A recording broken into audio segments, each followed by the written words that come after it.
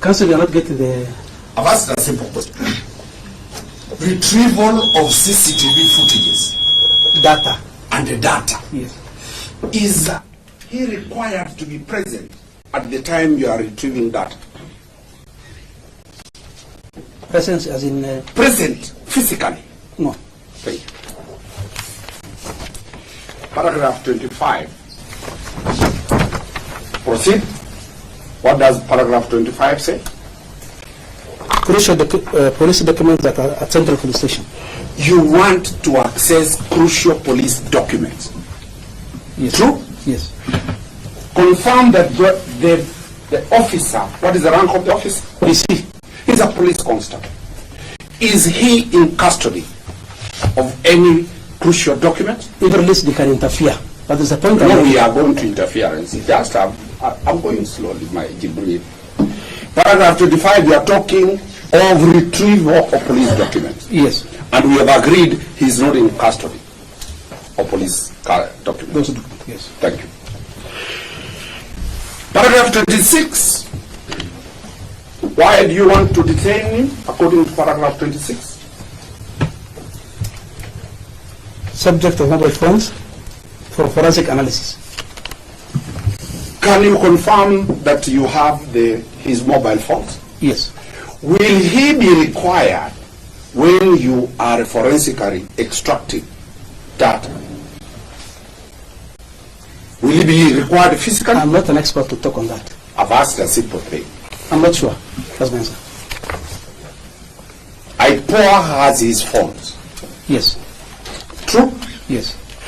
Confirm that it is IPOA that will forensically extract data from the phone. Not IPOA. An expert. An expert? Yes. And confirm that that expert is not the respondent. Yes, but I'm not sure whether he will be required during the extraction or not. You've sworn this affidavit. Yes. Show where you have said that he will be required to assist the expert. Is there anywhere? No. Thank you. Let's go to paragraph 27. What is the reason you want to detain him for? Analysis of samples forwarded to the government chemist. You are saying you want to detain him because you are waiting for the results from the government chemist. Now we also want to take samples from him. Read that paragraph. Show me where you are saying that you want samples from him.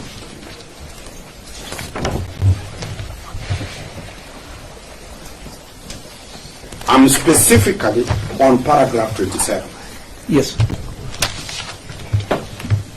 It doesn't appear anywhere. It doesn't appear anywhere. So, confirm that this respondent does not work at the government chemist. He's a policeman. Yes. And he will not be required to assist scientists at the government chemist. He will be required for samples. Let's go to that sample where you are heading. Show me the paragraph where you want him to extract samples from him. It's not anywhere. It's not anywhere. Let's proceed. Paragraph 28. Before 28, which is our conclusion, go to 29. What are you saying? Why you want to detain him? He's a police officer attached to that station, and if released, can interfere with investigations and tamper with evidence of the station. Have you attached any evidence showing attempted interference? But I did depound in my statement. I did depound in my statement that interference. We are only asking a simple question. Yes. You depawned because you have material that made you depawn. Have you attached those materials before the court? Is either yes or no? No. Thank you. Paragraph 30. What are you looking for? Paragraph 30, another reason? Other witnesses. Ah. The investigation is an applicant needs to interview other witnesses, including police officers from the station. And the respondent, being a police officer, if released on bail, is very likely to interfere with and influence the witnesses. You are saying you want to interview police officers? Yes. We'll go one by one. Okay. The first limb is that you want to deal with the police officers. No, other witnesses. There are other witnesses. Yes. And you have identified some of them are police officers. Yes. And confirm his rank is just a mere police constable. He has no authority over any police officer in this country. I can't say that for sure, because what I've deployed my statement is that this thing was planned and We have not executed. reached there. Let us go systematic. Yes. I've asked a simple question, that he will interfere with police officers. And I've asked you this question. The lowest rank in the police, National Police Service, is a constable. And that constable has no power over any other. Some of my witnesses are also constables. The same rank with him. He can influence them. He That can't is the point I'm influence making. them. Have you produced any evidence to that effect? Not. Thank you. Let's move to the next one. He says, he is likely to interfere. Have you put anything to show that? As an attachment? Yes. No. We'll be concluding that that is apprehension later. Let's move further. Look at paragraph 31. Yes. What are you telling the court? That the crime was planned, executed due to the seriousness of the offense, and the completeness of the investigations will require more time to carry out investigations. This is a very serious crime. True? Yes. Is there any crime that is lesser than any other crime? Under what parameter do you decide this is a serious crime, this is a light crime? Have you provided that? The sentences imposed, that the sentences that each offense carries actually show the seriousness. Kindly confirm that this is an offense of murder, Yes. which carries what sentence? Up to mandate sentence of death. You are aware murder suspects can be jailed even for 1 day? Yes, depending on the discretion of the court, but it carries a maximum sentence of death. Let's proceed.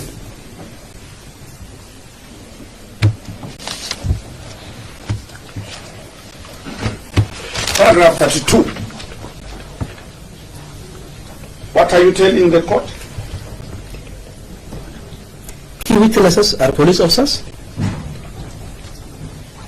wielding police powers who from key persons involved are police officers wielding police powers who have engaged in a web of complex cover-up employing the blue codes of silence and will require time to unravel the complex web through conduct of investigations. And if released on bail, the respondent is likely to interfere with the investigations. You have said the police, the National Police Service, roughly has how many police officers? I'm not sure. Roughly. 100,000? The whole nation. I'm not sure. There are more than 100,000. And you confirm that they have a blue code of silence. Read that. I'm talking specifically about this case. I've said, Yes. look at that statement. Key persons, you know, the word. Just a minute. Yes. Because some words are serious. Yes. You confirm that the police have a blue code of silence. I'm talking about specifically on this matter. Key police I mean, involved. That's what I'm it. talking about. I mean, I'm not saying the entire national I'm police. asking. Yes. Because this is an affirmation. Yes. And it's a very serious affirmation Yes. when the whole National Police Service is being said that they have a blue code. Counsel, of please silence. do not mislead the court. There is no way Ask your in my simple amendment we have indicated the whole National Police Service. Where is that document, that code? The blue code. Have you attached it? A code is like this criminal procedure code that exists. And that is why I'm asking a very hard question to you. You have alleged that there is a blue code of silence. Yes. And you have put that it is an organized offense according to that paragraph, and all police officers have agreed to be quiet. You are misleading the court. Explain. You explain. No, it's not. I might be wrong. Allow me to interject. I think counsel needs to focus on the paragraph in Yes. question. He has repeatedly asked the question and it has been answered. Now he is attempting to answer it, or rather to lead the witness in the manner in which he wants the witness to respond. Let him attack the paragraph specifically. The witness, clearly that is specifically dealing with this case. If counsel knows of any other code, then he can do that in his submissions, but the witness has stated this specific to this particular issue. So let him avoid putting words in the... I'm very specific to this case. I'm not talking of any other traffic offenses or sexual offenses. In this case, it is evidence that the National Police Service has taken an oath called the Blue Code of Silence. No. Still reiterating No. objection. He has not stated anywhere. Yes. He has not referred to the National Police Service. Let's be clear, that is a serious assertion. Your Honor, the paragraph starts in paragraph 32 that moreover, because key persons involved are police officers, investigations have engaged in a web of complex cover-up employing the Blue Code of Silence. He has started by saying it's a multiplicity of police officers, well-lit power, and that they're using the Blue Code of Silence. And that's what I'm putting him to task. Does he have evidence that from the Inspector General downwards, by rank and by name, anybody is doing that Blue Code of Silence? Simple. I didn't just answer the question, but Right. if it was not answered, it was to you. Maybe you can frame it in a different way. I'll come back. I'll come back. Let's go to paragraph 33. Yes, Your Honor. What are you saying in paragraph 33? The matter has elicited considerable public anger and outrage, as made apparent by demonstrations held over the matter. Therefore, the safety and security of the respondent may be imperiled if he is released on bail. Read paragraph 34. The court can take judicial notice of the fact that this matter is of great public interest. There is an outcry from Kenyans from all walks of life, including the Senate, the National Assembly, and This matter has been discussed in the Senate, true? yes, This matter has been discussed in the National Assembly. yes, The President of the Republic of Kenya has also talked about this matter. yes. Go to paragraph 3.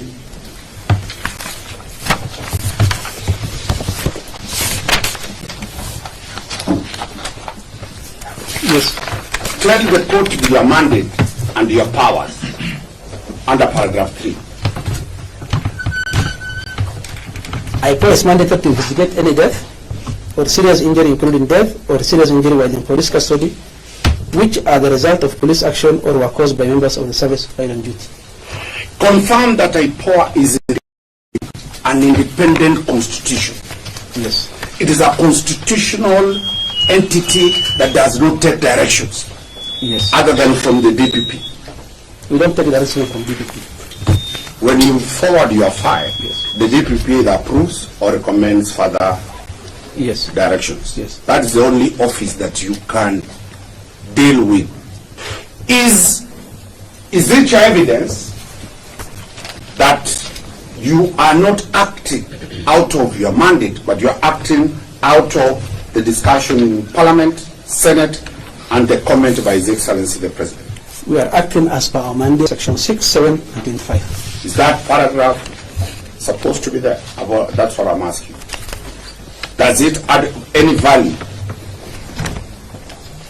What we wanted the court to take judicial notice of what is happening in this matter. Well, almost the last paragraph. Paragraph 36. Yes, Your Honor. What does it say? He was arrested on 12th of June 2025 and placed in custody at Capitol Hill Police Station, and he has been brought to court in accordance with the provision of Article 49(1)(f) of the Constitution. When was he arrested? Yesterday. Finally, did he attempt to run away at the time of arrest? No. Where exactly was he arrested? At ACK Annex Gardens entrance. Which is the headquarters offices of where? IPOA. Was he brought under handcuffs or he walked himself there? Allow me to explain this. Yes, that's it. The previous day when he came to record his statement, Yes. we were supposed to detain him actually, but because of the counsel that accompanied him, requested that we allow them, they go and he comes back to this response the following day. So we agreed on a time at 8 a.m., which he never honored. There anywhere in your averment saying that what you agreed was not complied? I'm under oath, and I've stated the truth to the court. Is there anything showing what time you required it? He was present with his advocate, can confirm. And you confirm that he came himself He was with an old man, with the a relative I think. a relative, and you locked him? We arrested him because he got Yeah, a wind. that's what I'm saying. Yes. He got a, he brought himself because he got a wind that we want to arrest him. You want the court to believe that IPOA's information, people can leak that information? The same was That's stated. scaring to Kenyans. No, no, If somebody can no, know no, what let IPOA me see the intends to court. No, no. We publicly stated in the parliament that 3 arrests will be made. give the names? I don't remember. I don't recall. It was the chairman who was making the statement. I don't recall whether he gave the names. Probably the document that he gave had the names. Do you have a problem for the respondent to be released on bail? Yes, I do. For him to be released on bail. Why will you oppose bail? Based on what I've stated in my affidavit.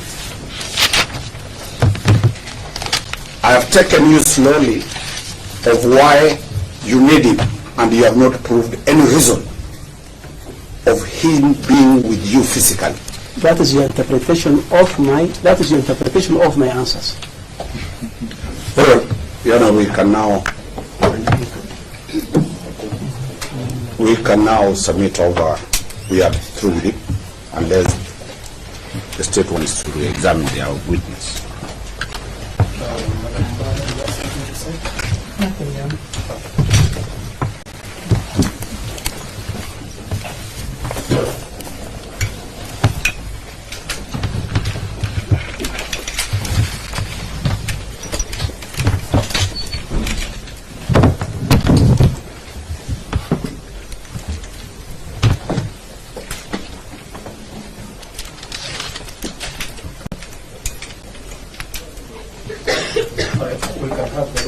You know, we've not, there's an application I'm making now.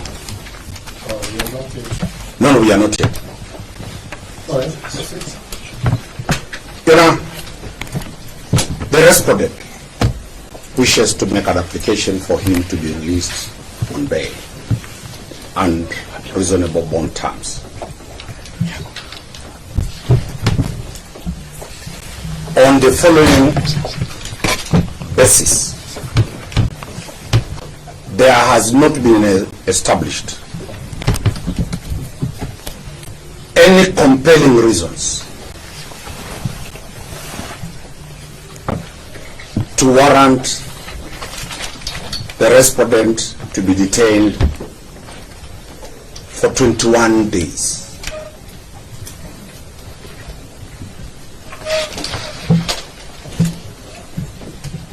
The respondent willingly submitted to the authorities when summoned.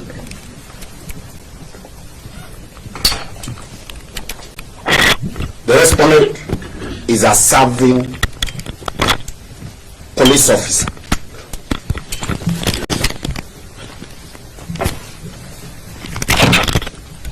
and the government has all the records.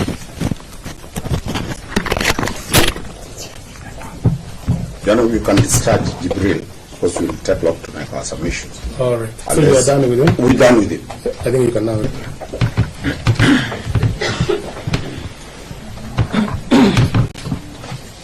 Yes. There has not been any material placed before this court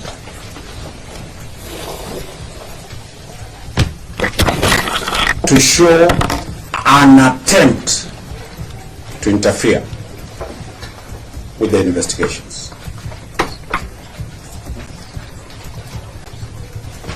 My other brothers and sisters here will deal with authorities that demand for that. This detention of 21 days is a plea detention.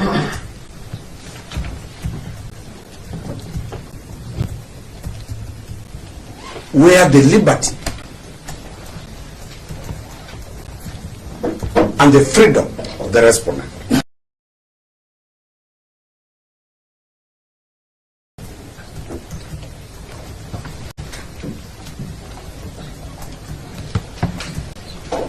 the purpose of bail and bond is to ensure the attendance of the respondent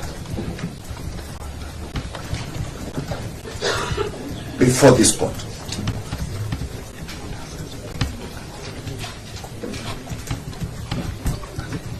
Is plea detention the only option available?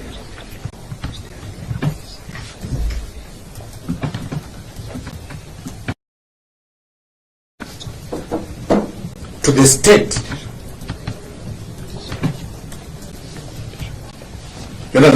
That has been dealt by, in the case of Oscar Sudi, by then Justice Professor Ngugi.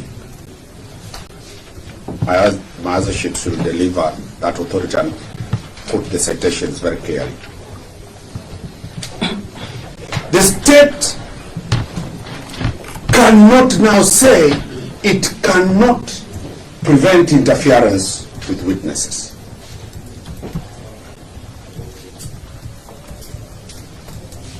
The Republic of Kenya is not a banana country.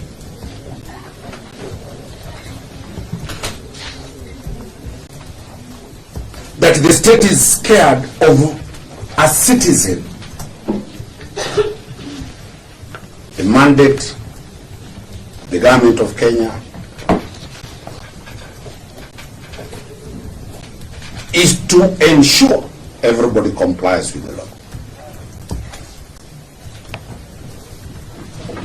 So the government cannot come to court that we fear he's going to interfere.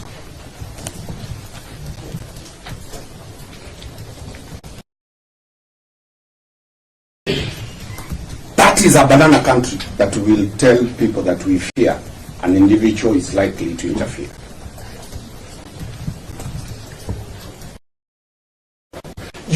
If the respondent interferes,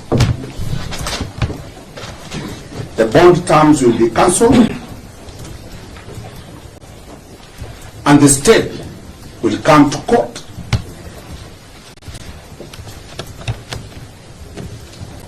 to show that he has failed to comply with the court orders.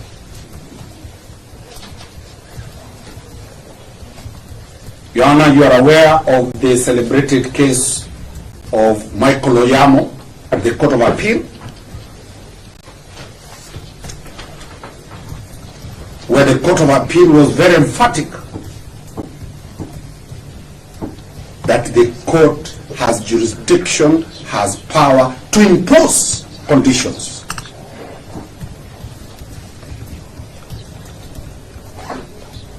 And that is why we are seeking that the court imposes conditions of bail and bond.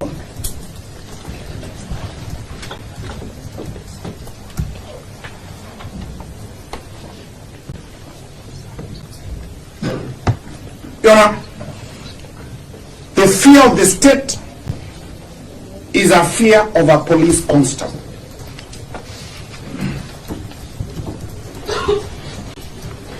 We urge the court to take judicial notice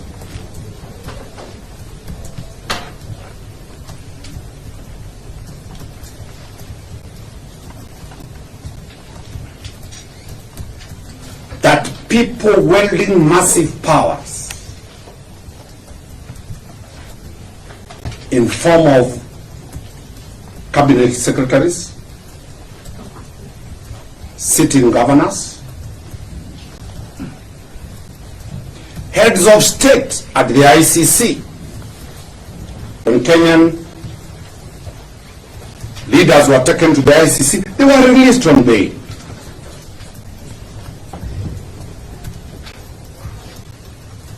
So that fear, Justice Kurila has dealt with that fear in the celebrated case of Dwight Sagara. The state must show by materials that the fear they are having is not mere apprehension.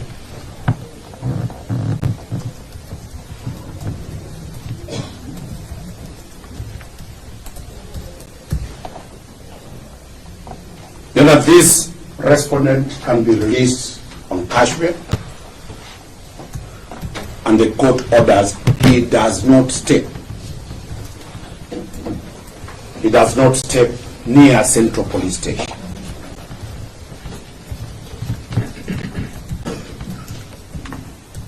His parents are here, his relatives are here. He'll be confined to his home area until when the DPP decides to charge.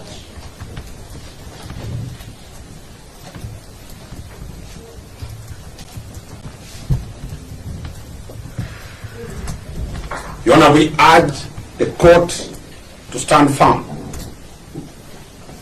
and treat the respondent the same way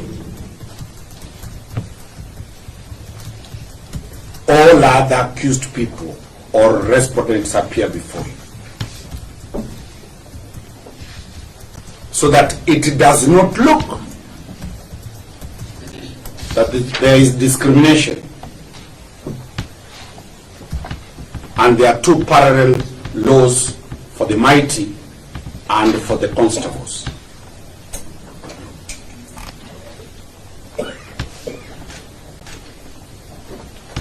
Your Honor, a mere statement that the police have a blue code of silence is not factual.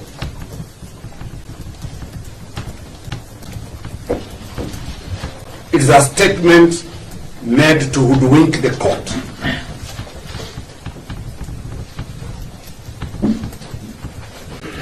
The applicant IPOA is seeking 21 days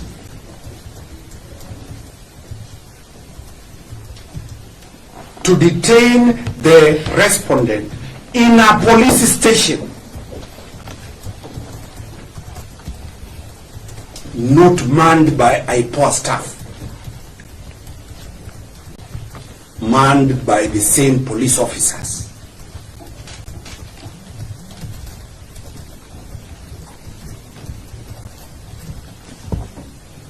At one hand, IPOA is confident with the police that remand him in police station. In the other hand, it is telling you, Your Honor, the police have a blue code of silence. You can't speak from both sides.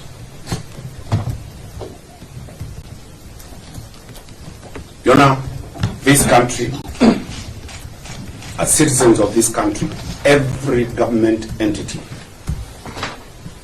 operates within its mandate.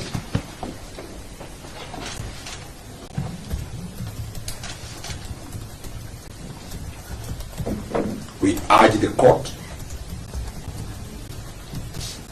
to find that there are no compelling reasons.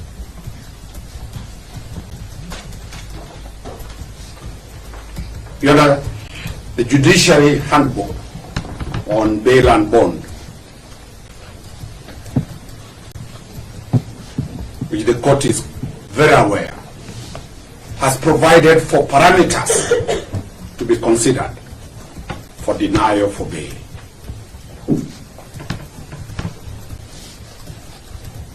None has been presented before you.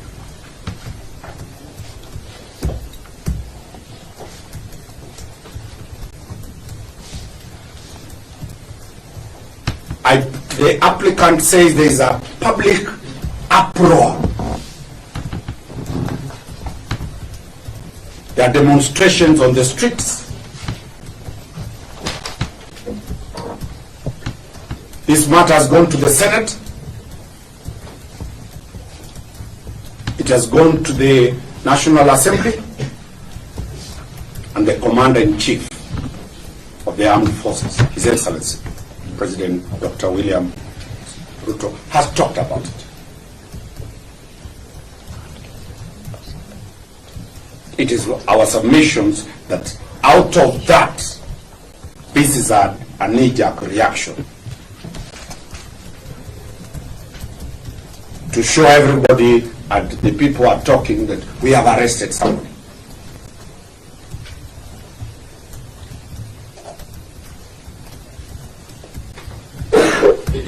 Your Honor, may you get favor in my submissions and allow the advocates with me to deal with the law and the authorities that will be supplying to court. I hope the state has been given those authorities. Thank you. Okay. Anybody else again? Yes, Your Honor. What's the name? Stanley Kinyandu. Kinyandu, yes. Yes, Your Honor. Yes, and Your Honor, I associate myself with the submissions of my senior, Mr. Danstan Omari.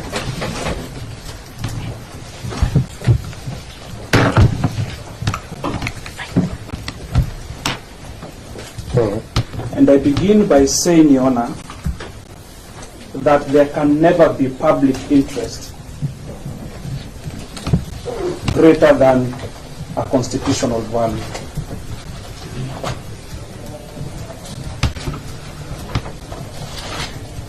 That being said, Your Honor,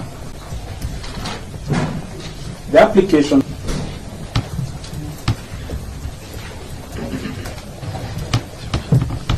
is grounded on two principal instruments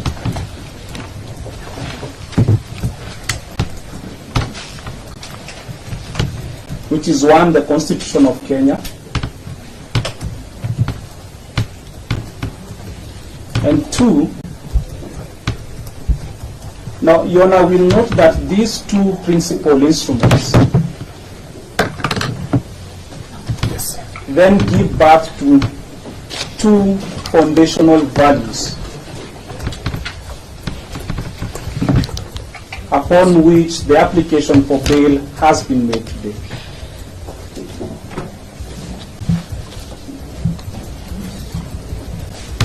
The first foundational value, Your Honor, is the presumption of innocence.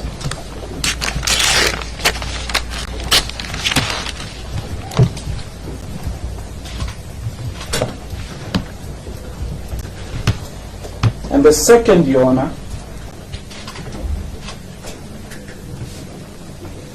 to liberty.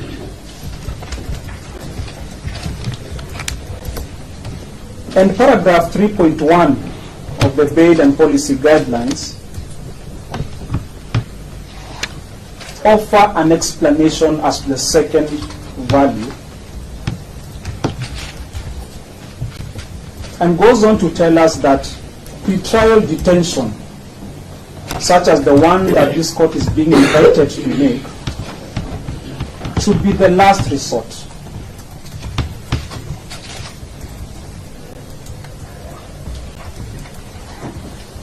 And the criminal justice institutions, which is this honorable court,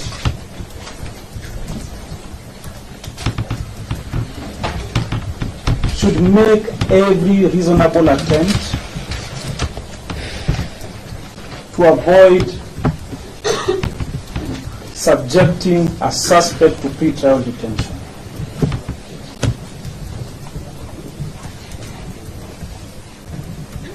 Having laid those values, then we must remind ourselves that the bail and bond policy guidelines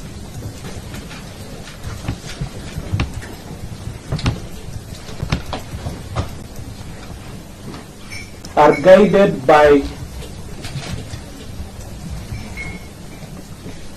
principles derived from international instruments.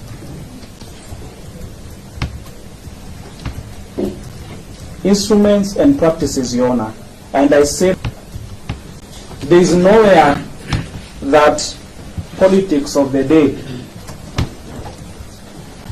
inform bail and bond policy guidelines. And one such instrument, Your Honor,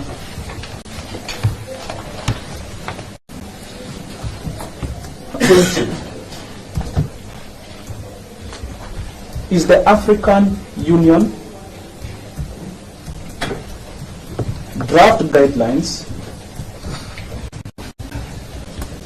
on the use and conditions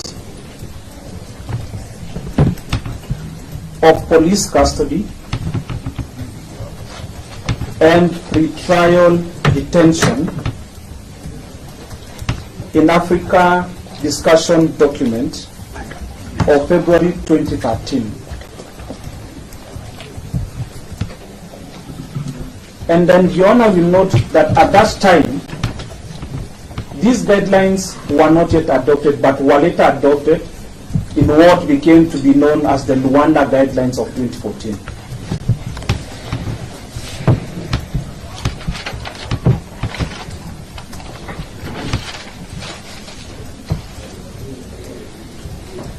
And Your Honor, those guidelines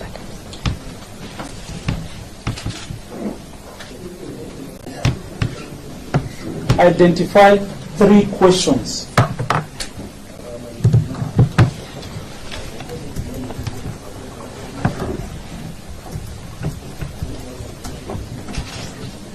Leading to a determination of an order of pretrial detention, whether in the negative or the positive.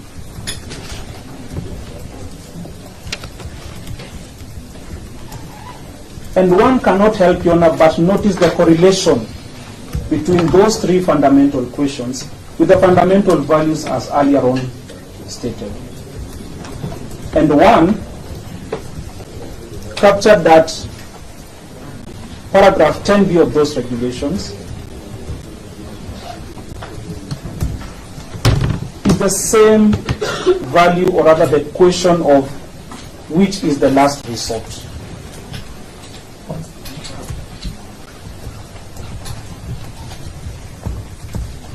As my senior has submitted, that this court has the power to give orders and restrictive orders as such to the respondent in this matter,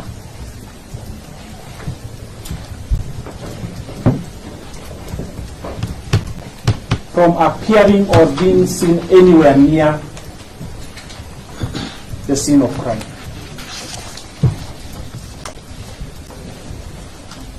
The second question this court should answer, is whether there are grounds which have been clearly established in law and not motivated by discrimination of any kind. That is paragraph 11 of the Luanda Guidelines. And Your Honor, in this case, I need to stress on the word discrimination. My colleague will submit on the case of Betty Jemutai. And Your Honor will note that the only reason being advanced by the applicants in this case is the fact that the respondent is a police officer.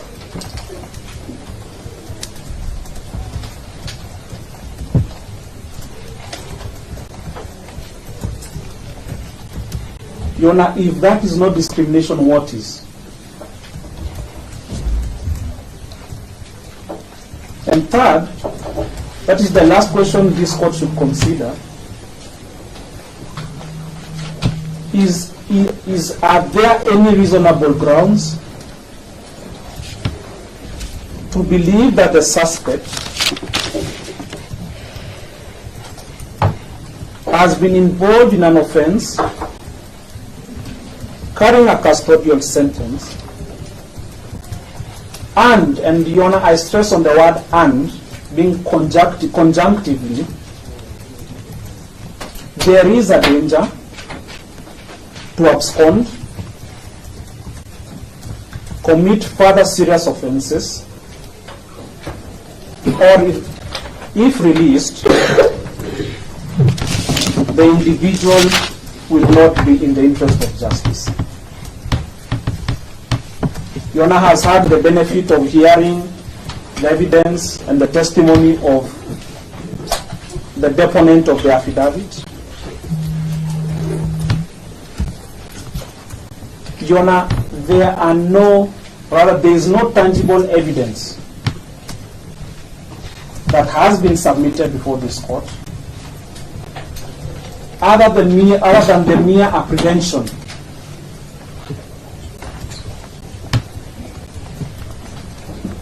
that the respondent is likely to interfere with investigations. Your Honor, the deponent has gone on further to remind us, and he does so in his affidavit and the application, that there are already preliminary investigations which have realized some certain facts.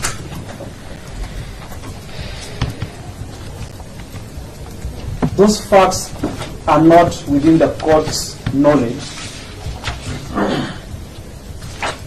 And there is not even a single attempt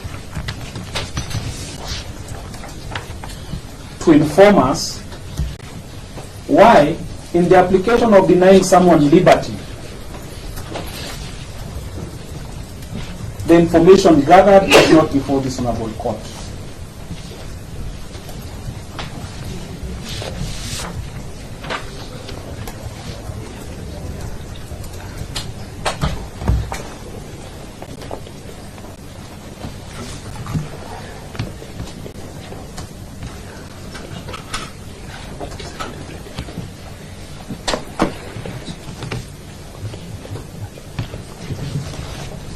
Your Honor, those are my humble submissions insofar as the application for bail is concerned. Okay. And before Your Honor, I sit down, I need to further point out to this honorable court that the application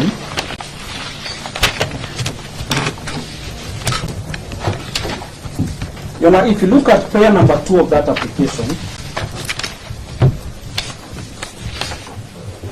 which is the substantive prayer, asks that this court, that the respondent be detained at Capitol Hill Police Station or any other police station within the Republic of Kenya as the investigations may dictate for a period of 21 working days. Your Honor, one can, if you are not keen enough, one will miss the mischief in that prayer. And the mischief is in the wording of 21 working days.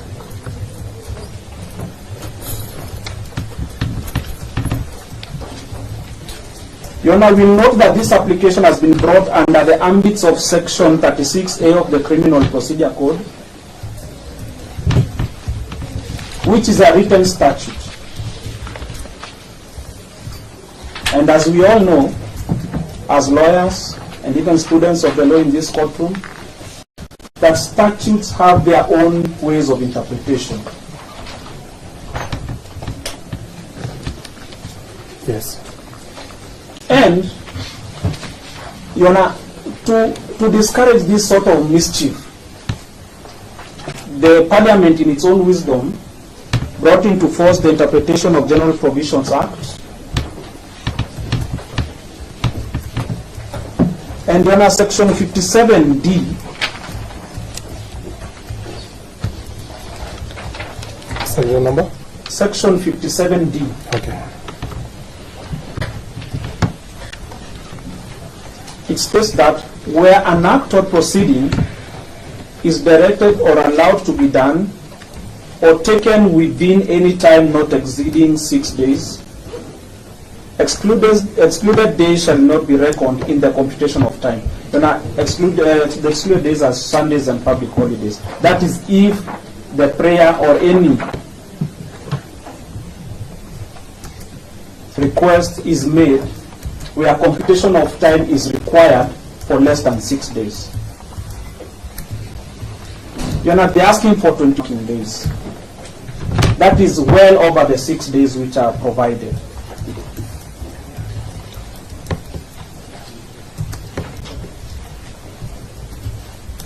And Your Honor will note that this question was addressed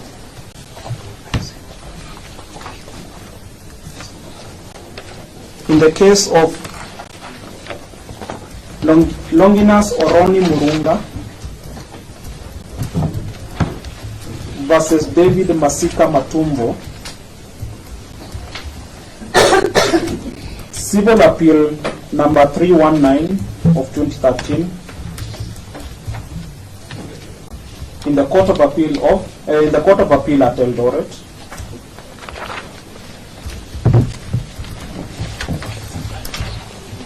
And Your Honor, paragraph 12 of that decision goes on to explain, so that for the benefit of the applicant, they do not perhaps wish to proceed with this mistake in another case, that the section 57 is very clear, and in fact it goes in tandem with Article 259(6) of the Constitution in terms of computation of. Therefore, it is my submission that the application as framed, we are all aware that we are bound by our pleadings.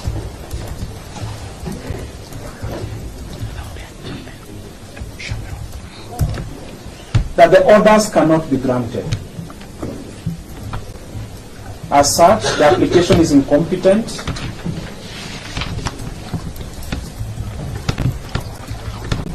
And the respondent should be released forthwith. That's all, Your Honor.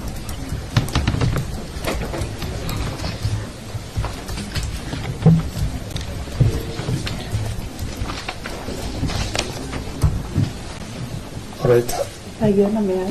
Oh, you want to say something? Yes, and let me say something. Can you remind me your name? Yes, Mr. Sophie Nekesa, Your Honor. Okay. I will be very brief, Your Honor. I want to deal with the applicant's reasons for detention. Okay. As defined from paragraphs 31, from paragraphs 24 up to paragraph 31. Your Honor, those are the reasons the applicant has put forth to this court as for the reasons for the need to detain the respondent herein.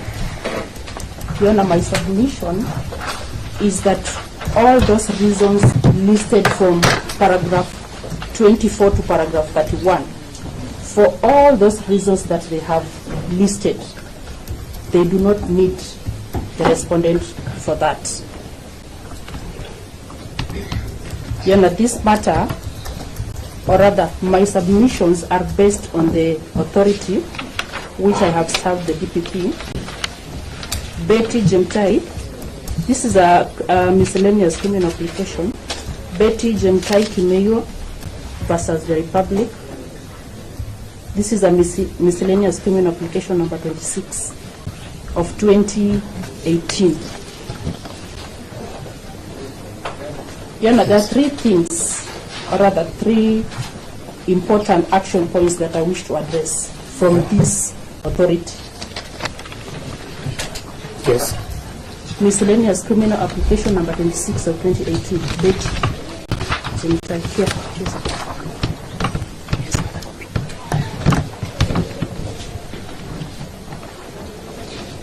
So you're on paragraph 7 of that authority.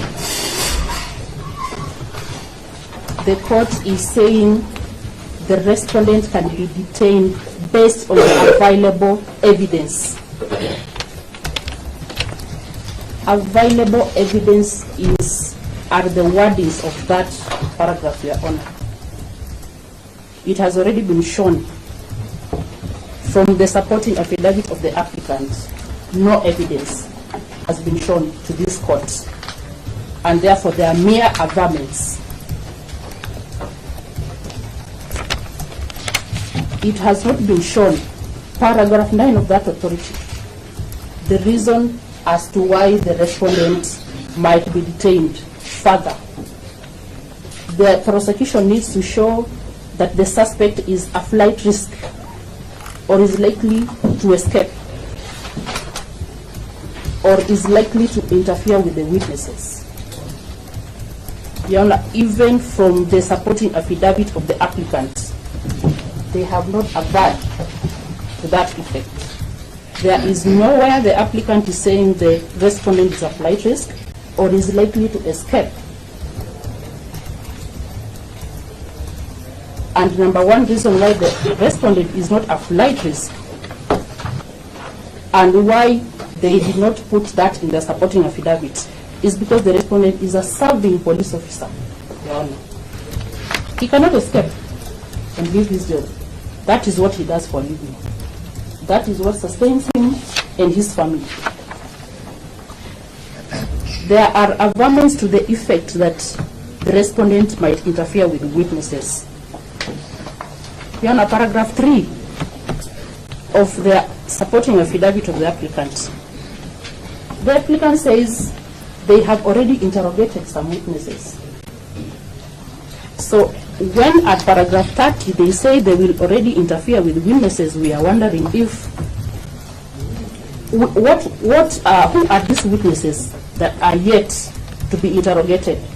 Because at one point they will interfere with the witnesses, at another point we have interrogated the witnesses. So where is the truth? If anything, Your Honor, this is a police corporal. Constable, apologies, Your Honor. It cannot be true when the applicant says he is a police officer. That is paragraph 32 of the supporting affidavit. It cannot be said that the police officer wields police powers. A police constable, Your Honor, is not capable of wielding any police powers in the context of these investigations.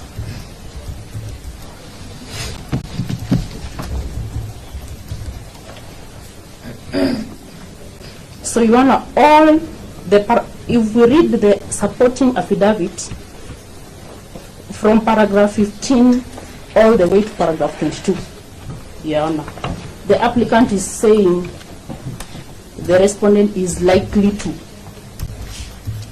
There is a likelihood the respondent will. There is a likelihood the respondent did. Your Honor, that just goes on to show that there is no evidence. Like my senior put it, they are mere apprehensions.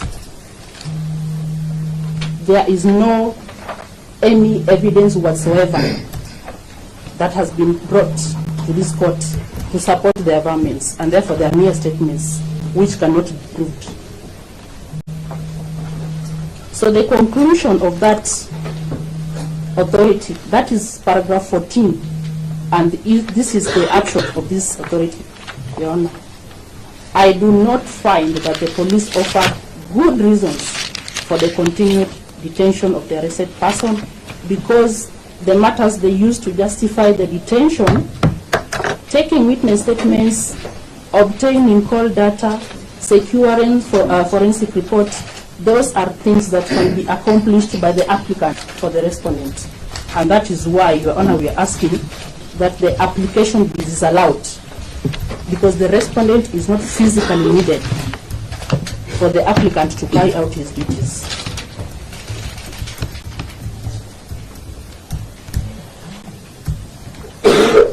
Now, there is a test that was established in the celebrated case of Oscar Sudi that my senior briefly touched on. This is Sudi Oscar Kipchumba versus the Republic. It's a criminal revision number 208 of 2020. Your Honor, in this case, there's established a double test that must be passed by the applicants for them to be able to detain the respondents. And these are the two tests, Your Honor. Number one is that there must exist exceptional circumstances. Exceptional circumstances for the applicant to want to detain the respondents. Your Honor, you have been told there are other people that are yet to be arrested. There is suspicion that other people were involved. From the deponent's own avowals, when he was here, he said some of the people are policemen and some are not policemen. If there are people who are involved together with the respondent, Your Honor, and they are not here, we do not know the extent of their involvement in this matter. So why would it be that the detention of the respondent is exceptional? Our submission on that, Your Honor, is that it is not an exceptional circumstance to want to detain the respondent. Number two, Your Honor, the second link of the double test is the need for the applicant to use the least restrictive means. Least restrictive means. Your Honor, detention of the respondents cannot be said to be the least restrictive means for the applicant to be able to conclude their investigations. These courts can release the respondents on reasonable cash or bond terms and impose conditions that will enable him to attend the court. This court can impose a condition that the respondent should not leave the court's jurisdiction, that the respondent will be able to respond to the IO or any investigator whenever he is called upon. It cannot be said that the only way for the investigations to be carried out is detention of the respondents. Your Honor, those are my brief submissions on the matter, and for that reason, we pray that the application be disallowed, the application by the applicant be disallowed, and the respondent be released on reasonable bond terms or cash bail terms. Thank you, Your Honor.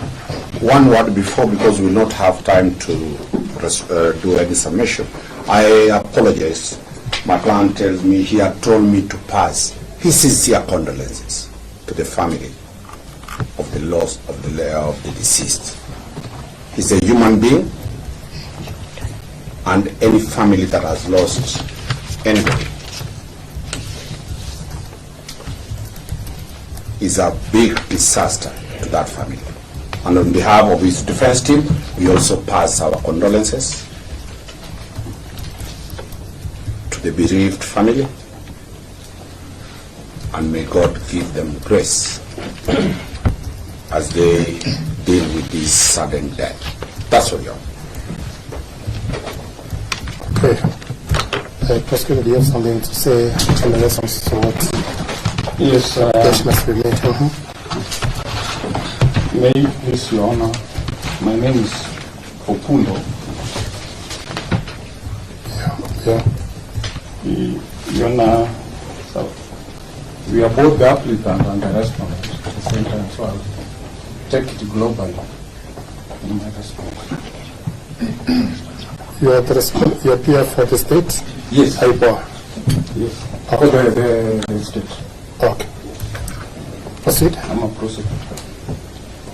Okay. Your Honor, we humbly submit that the evidence which has been tabled before you in the form of the affidavit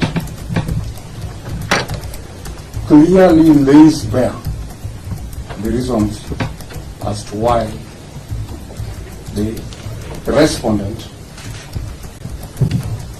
should be detained for the period that has been requested.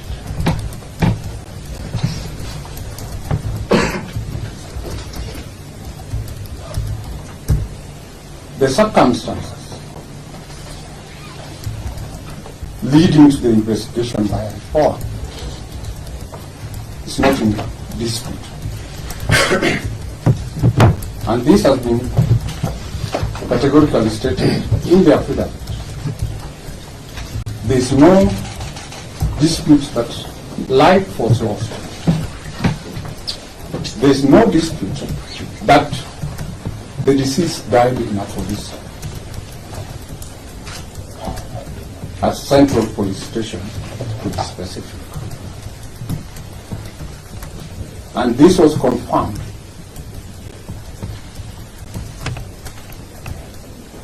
by the medical report which has been attached to the affidavit. And the OB extracts which have been attached.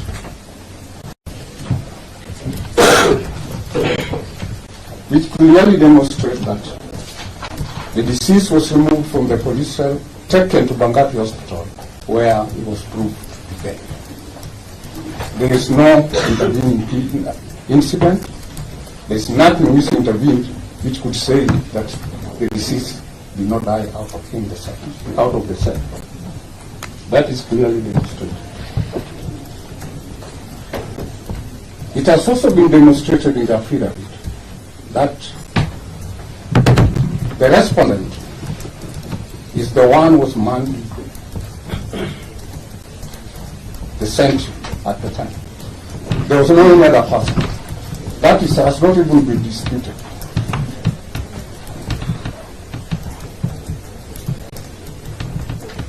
And the key reasons, which are the key grounds why this application has been made, is that there is fear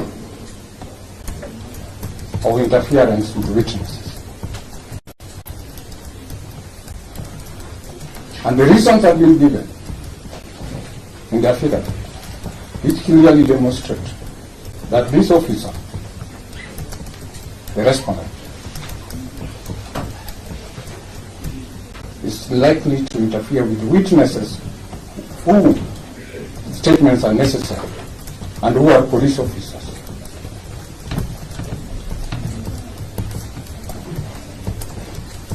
Your Honor, it's our humble submission that when it comes to the issue of rank, that's not what counts when it comes to interference with witnesses. Interference can take any form, any shape. You don't have to have influence or bear any influence.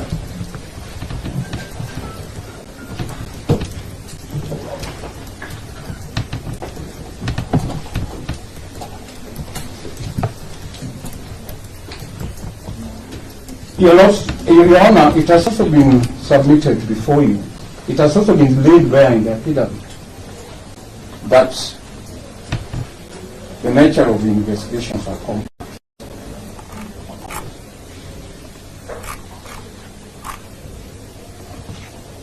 And, Your Honor,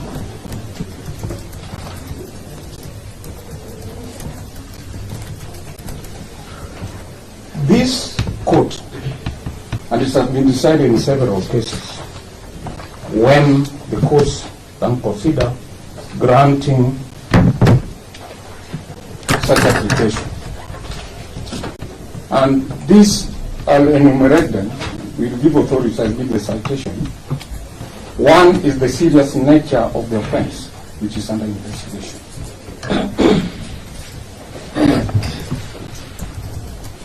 The second ground is early and sensitive stage of investigations.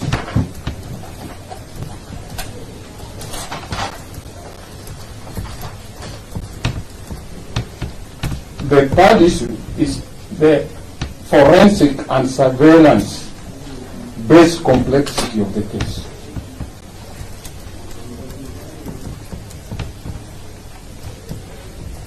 And finally, risk of interference with ongoing inquiry.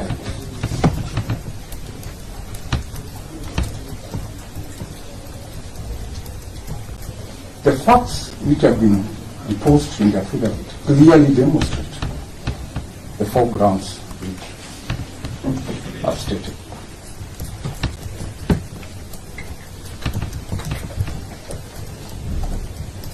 Your Honor, it has been submitted that the arrest of the respondent was a knee-jerk reaction. We submit it was not. It has been established as to when investigation in this matter began by IPOL. It did not begin yesterday. It did not begin with the arrest of the respondent.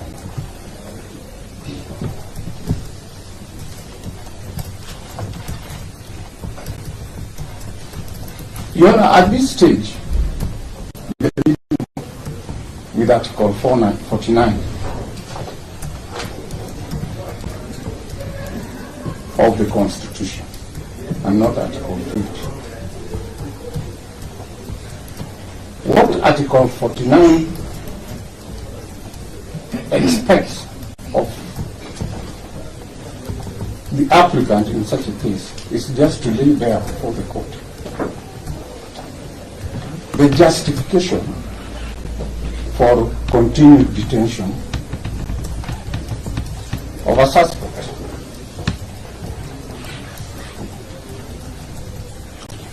We are not talking about the rights of an accused person who has already been arraigned before the court, so as to apply the principles which are contained in the bail and bonds, the guidelines which have been given.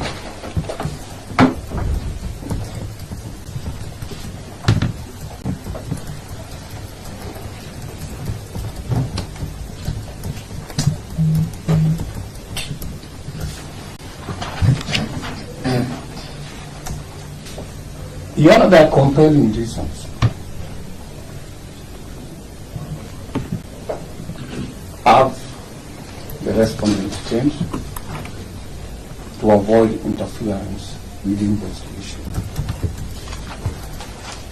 Indeed, it is demonstrated in the affidavit that there was an attempt from the beginning, when it was realized that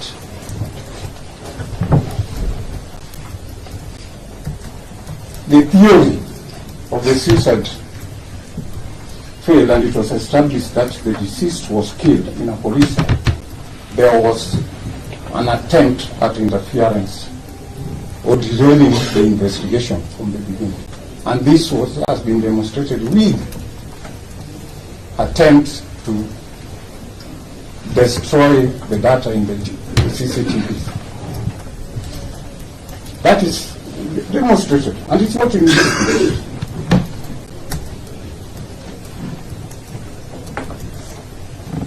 A person who from the beginning wants to destroy the evidence, that is a person who will go all the way to interfere with any kind of incriminating evidence which may be unearthed by the investigation. And this is not just a mere preemption.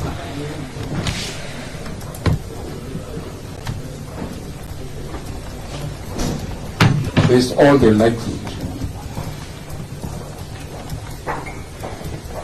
Then it has been stated there are other suspects who are include even police officers who are likely to be arrested. They are out there.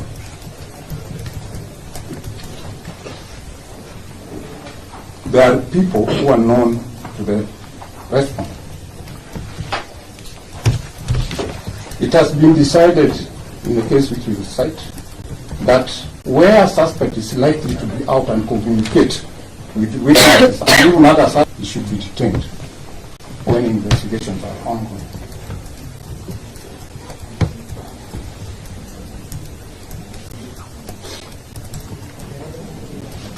Then the investigation in this matter is still at very early stage. And it has been demonstrated how sensitive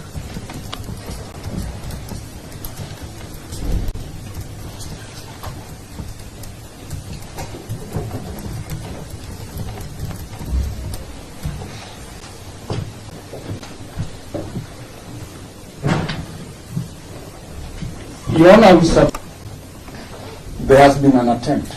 It has been demonstrated that the investigating officers have been finding it difficult to retrieve information from the police officers.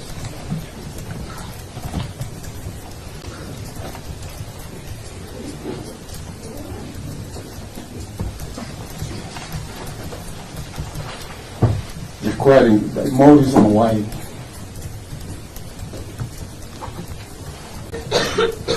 the suspect who is in custody should remain in custody for a few days, which have been requested.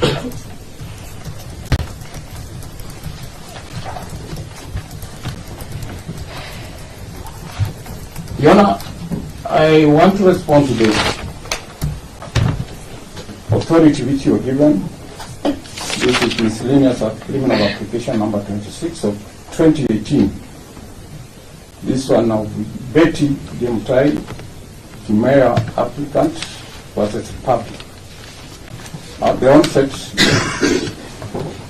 the Honor, I wish to submit that this was an application dealing with the extension of time after. It does not apply to this instant case.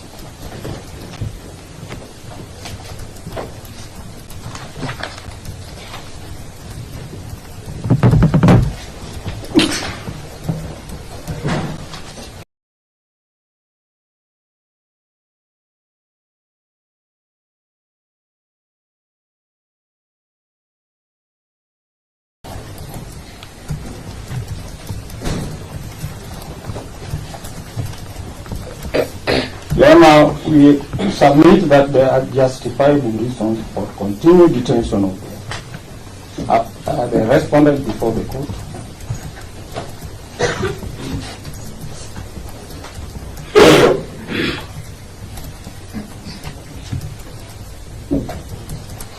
Article 24 of the Constitution allows for limitation of freedom. Regard only need to be given to the important that limitation. The importance of the limitation which we are seeking is to enable investigation to be completed without interference.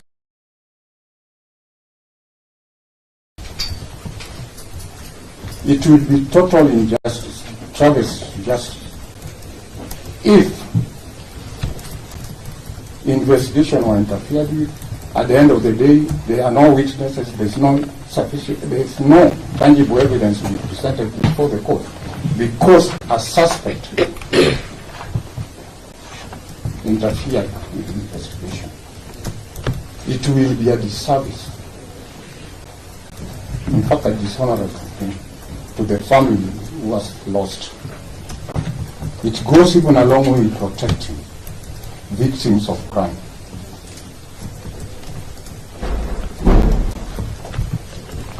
Which this court has a duty to do.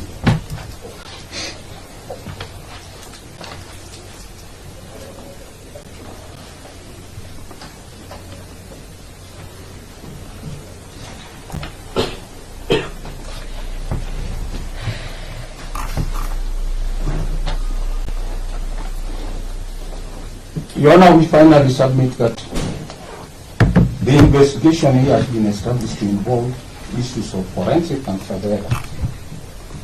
And part of it has been demonstrated in the affidavit that it takes a process of trying to retrieve data which has been attempted to interfere. And it has been stated by the investigating officer on oath that this is something beyond him. It's done by an expert outside within his control.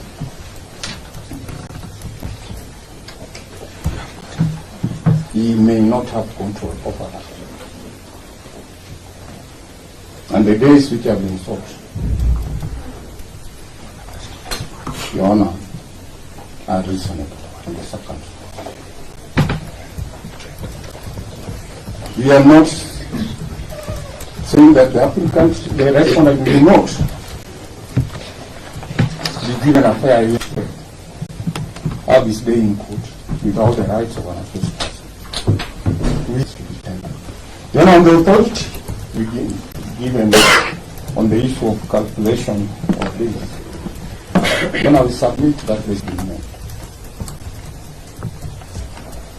In any case, that does not go to the root of the application, even if we are to apply the rule of computation of it. These are mere procedural issues and does not touch on the tangible.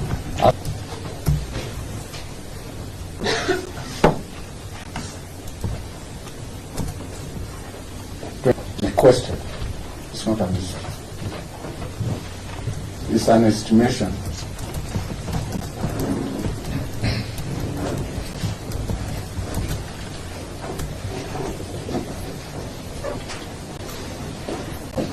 And this, to the investigation officer, could be just a matter of nomenclature.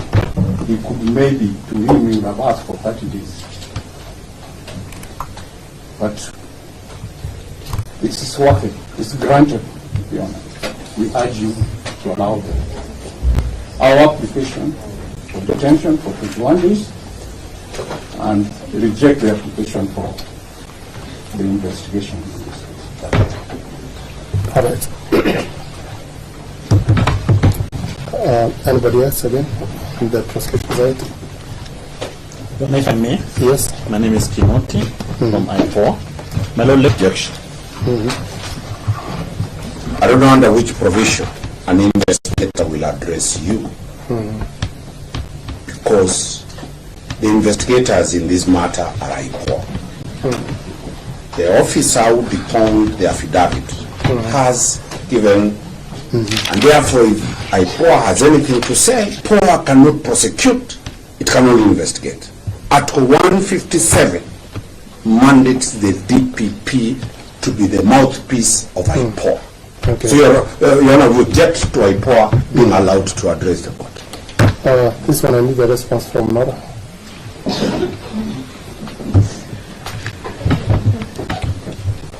You have given access that driving No, seat we haven't. to... We haven't. Yola. I thought our submissions were lately given by Mr. Ofunda. Yes, but I think I'll be honest. I do not know what the officer from my call wanted to submit on. Now what we're saying is, if they are investigators, then they should also come through you. That is clear in Article 157. Yes. Mr. Kinoti, Your Honor, if I may. I'm not recording that meanwhile. I was just saying, if you had something you should have also passed over to the... What's your take? That is fine, Your Honor, and indeed we are working closely with the DPP. But, Your Honor, for purposes of record in the law, the participation of IPOA in bail proceedings has been determined by the High Court. That IPOA can participate and address the court in the case of Republic versus Frederick Oleleliman, where IPOA was granted audience by the High Court in a decision, Your Honor, of the High Court in this case. We also didn't submit your decisions. So, Your Honor, the participation of IPOA in addressing the court is a matter that the High Court has settled. Yes, Your Honor. And so, Your Honor, there is no prejudice whatsoever on IPOA submitting on this issue. And in fact, Your Honor, as an officer of the court, all I wanted to do was bring to the court attention that decision that I've just mentioned of Republic versus Frederick Oleleliman, which is at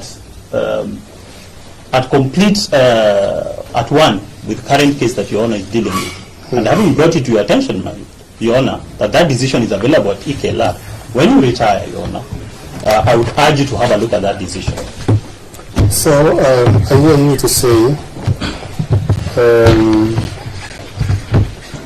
you are investigating the murder issue, is it not? So basically, you are for the victim. Yes, Your Honor. Is that so? Yes, Your Honor. What about the Supreme Court case of Redrick was? You know, before you go there, Just as a minute. Yeah, because it gives you some attitude, you know, to what extent that the counsel for the victim should address the court. Is it not?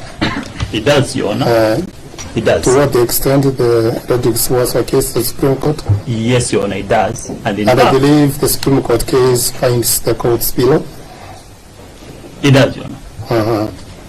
So I was thinking that you can also look at it and see. you know what I was raising? Yes.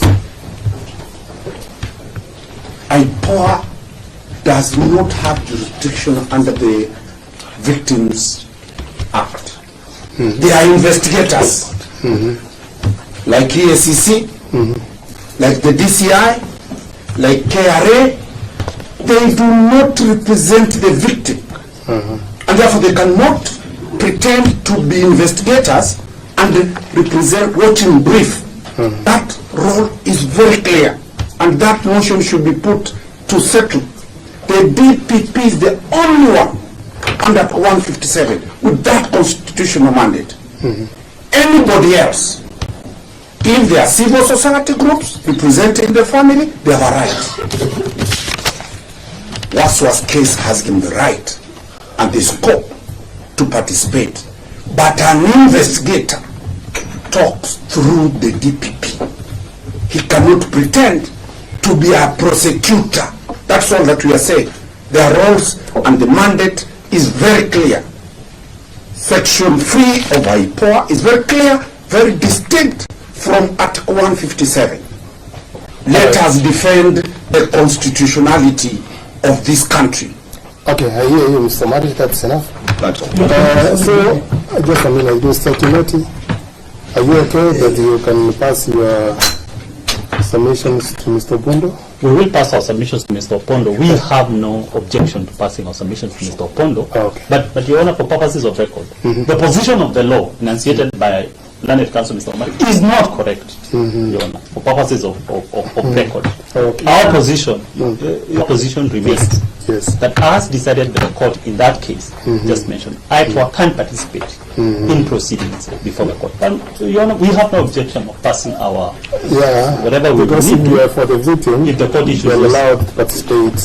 That one is allowed. I think also what is happening is that my colleague is misreading that decision. Because, you know, if you look at that decision, and I believe that is the position, is that IPOA at that time was watching brief. Yes. Okay. In this case, even if you look at the heading of this proceedings, Heading it is is Republic to the IPOA. Okay. So your mouthpiece is the DPP. I think with that matter to rest. Yes, We kindly. will advise accordingly. Yes. We will respond to the issues raised. Yes, on behalf of IPOA. Would that be settled? That's it. Mr. Timothy? Yes, Your Honor. We settled. We are okay proceeding with Okay. through the DPP. All The right. position of the law, Your Honor. Mr. We have Opondo, stated. you had said something? Yes, Your Honor. I think I will give a court recitation on this. I concluded before doing that. So what is it, number one is? Number one is Republic versus Geoffrey Mutuku and 4 others. This 2015 EKR. 2015. Yes. Okay. And we also have Republic versus Jackson Munene Ndugu. 2020 EKLR. We also have Republic versus Paul Ndungu, Waweru, 2016, EKLR. We also have High Court at Nairobi, criminal case number 57 of 2016. That is Republic versus Frederick Lehman.